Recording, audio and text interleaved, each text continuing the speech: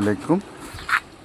আমি আমার ইরানি ময়ূরপঙ্খী গাছের আপডেট জানাচ্ছি। অনেক দেরি হয়ে গেল। ওর যে কোয়ালিটি ছিল সেটা অলরেডি কেটে ফেলেছি এবং পয়লা বৈশাখের দিনই কেটেছি।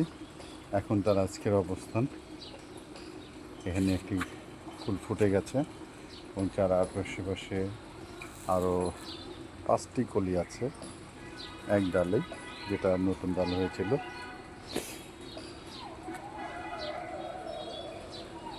এবং আরেকটি ডালে একটা কলি আছে এবং সাথে আরেকটা ছোট ছোট কলি আছে।